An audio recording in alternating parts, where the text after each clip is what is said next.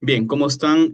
Buenas tardes. Muchas gracias a Rodrigo Con por acceder a esta entrevista. Rodrigo, te comento brevemente, nosotros somos parte del grupo Impulso Joven, que es un proyecto académico que, como te hemos comentado, trata de dar a conocer la realidad del campo estudiantil, laboral de los jóvenes en nuestro país, en el Perú.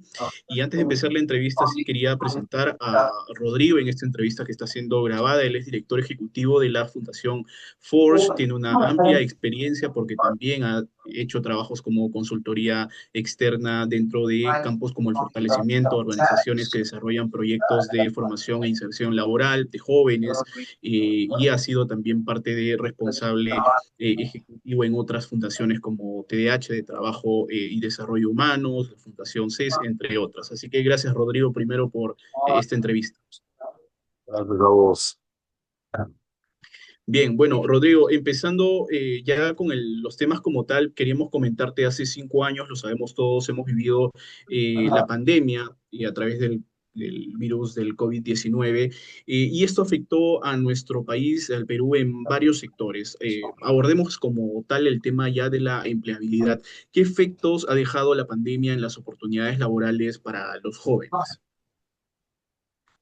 Son muchos. A ver, yo intentaré hacerte algún esquemita, pero yo creo que primero la pandemia vino y cambió todo, ¿no? Ya empezaron a aparecer dificultades tanto para las compañías como para los jóvenes que antes no estaban, digamos, ¿no? De la mano del aislamiento, de la mano del desarrollo de la tecnología, todo eso reconfiguró un poquito casi que nuestra cosmovisión y nuestra manera de relacionarnos, ¿no? Entonces, eso ya es un punto de partida distinto. Después yo creo que se ha generado un poco más de distancia entre lo que es el imaginario que las personas, y especialmente los jóvenes, tienen de cuál es el trabajo deseado versus cuál es el trabajo posible.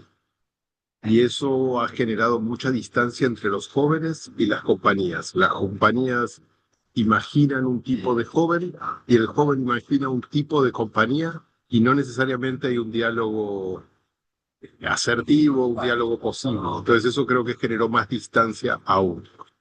Y después hay dificultades que tienen que ver con el desarrollo de las economías de los países, ¿no? Yo creo que la pandemia trajo una retracción significativa del mundo del trabajo en general, y cuando el mundo del trabajo se retrae, la situación de los jóvenes es la más damnificada siempre en el mundo del trabajo, ¿no? Porque son muchos los jóvenes que año a año intentan ingresar nuevamente o ingresar por primera vez al mercado, y cuando el mercado está muy constreñido no tienen muchas chances o tienen menos chances, y por otro lado suelen cubrir posiciones que no necesariamente son claves en el desarrollo de la compañía, y aparte la salida de esos jóvenes generalmente es menos costosa para las compañías. Entonces cuando uno mira los indicadores, uno ve que la pandemia generó, aparte de una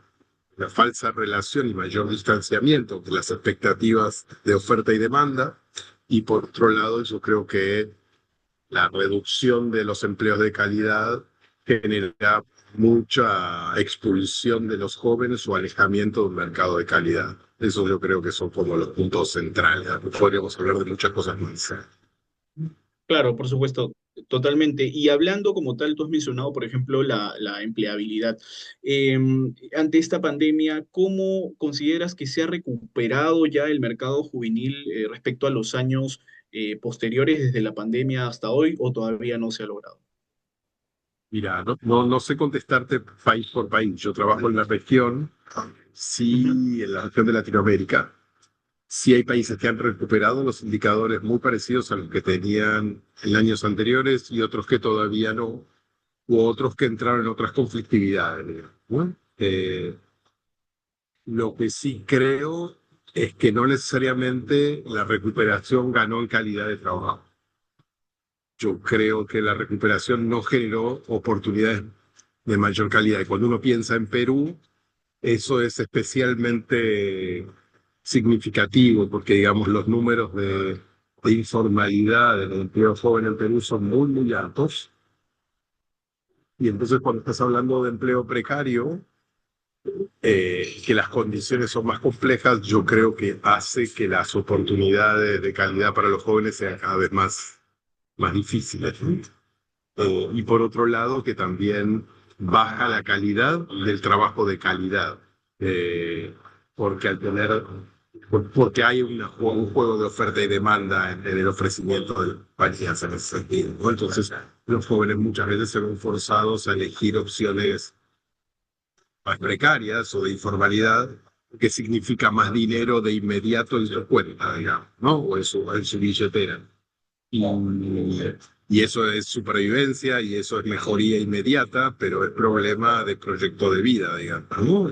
De proyectar su futuro, de poder cumplir con lo que se proyecta y de tener cierta estructura de funcionamiento que le permite ir cumpliendo con lo que quiere. Entonces, yo creo que todavía estamos teniendo que recuperar no solo cantidad de trabajo, sino calidad de trabajo.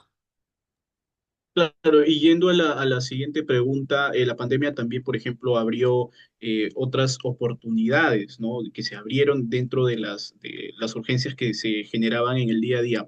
Y a eso iba. ¿Consideras que ante estas nuevas oportunidades ya los jóvenes han o tienen actualmente más oportunidades en el día de hoy que en el 2020? ¿Podríamos hacer un balance de eso? ¿A qué te refieres con nuevas oportunidades? Nuevas oportunidades para la empleabilidad en general. Pero, por ejemplo, que el empleo home office, ese tipo de cosas. Por ejemplo, ¿no? Se abrieron este tipo de modalidades. No sé si al día de hoy con esto se tienen nuevas oportunidades comparándola con el 2019, antes de pandemia, por ejemplo, o 2020.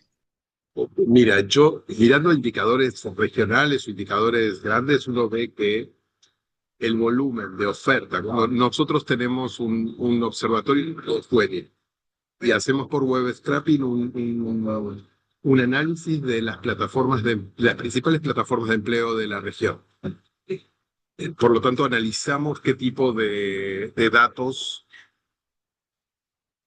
plantean los que buscan empleo, digamos, ¿no? Los que buscan empleo, no, perdón, los que ofrecen empleo.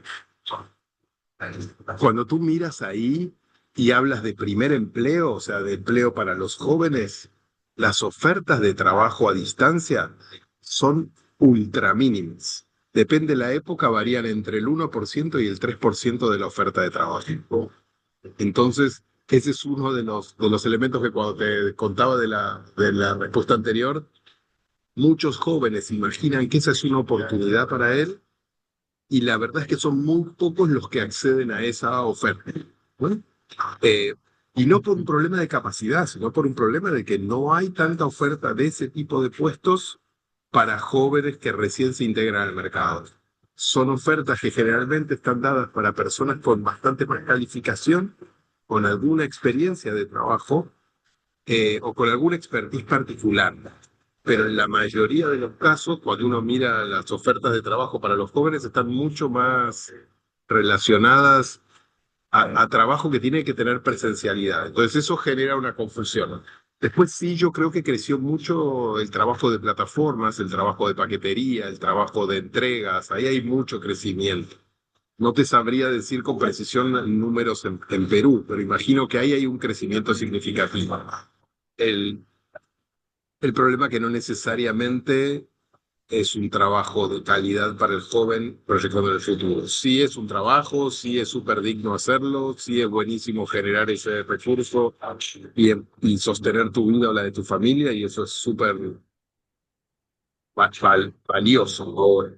Desde la oferta del mundo del trabajo, creo que debiera tener otra calidad la propuesta para el joven, para que puedan proyectar su vida, ¿no? Eh, Ujú. Después otras propuestas que salieron, yo, yo no veo demasiadas cosas nuevas. Sí veo que probablemente hay muchos tipos de trabajo que empiezan a cambiar significativamente, no solo por la pandemia, sino por la irrupción de la inteligencia artificial, ¿no? Ahí también hay otro movimiento muy significativo que todavía no tenemos capacidad de entender dónde va a pegar más. Y cuando todos imaginaban que la mayor dificultad iba a estar dada en los trabajos repetitivos que generalmente atacan más a los sectores socioeconómicamente más bajos de la población. eh, Hoy por hoy pareciera que está pegando más fuerte en los sectores un poco más medios o más calificados, o mínimamente preparados, digamos, ¿no? Que es donde pareciera que la inteligencia artificial está quitando más posibilidades de trabajo o está obligando a que esas personas tengan una capacitación distinta para sostener el mismo empleo con un buen desempeño. Clarísimo, clarísimo. Y Si, ahora, si, si hablando de miras, un si miras poquito los de... números en la Sí. región, Miguel, cuando hablas de empleo joven, casi siempre anda en 3 veces más, el desempleo es 3 veces más grande que el empleo de los adultos. Y en época de pandemia fue 4 veces más en casi todo el país. O sea, por cada adulto desempleado tenés 3 o 4 jóvenes que están desempleados, ¿sí? Cuando mirás informalidad también se da una pauta similar, por lo menos en Perú. Y en Perú está arriba del 80% largo cuando vos hablas de informalidad en los jóvenes. Entonces, claro, son situaciones dramáticas en ese sentido, ¿no? Contra otros países que tal vez está más cerca del 50, la informalidad. Ok. Bien, ha sido Rodrigo Con, entonces director ejecutivo de la Fundación Forge. Rodrigo, muchas gracias por tu tiempo, por las respuestas y sin lugar a dudas nos van a servir bastante para ese trabajo académico. Gracias. No, gracias a ustedes, ojalá les sirva a disposición para lo que quieran.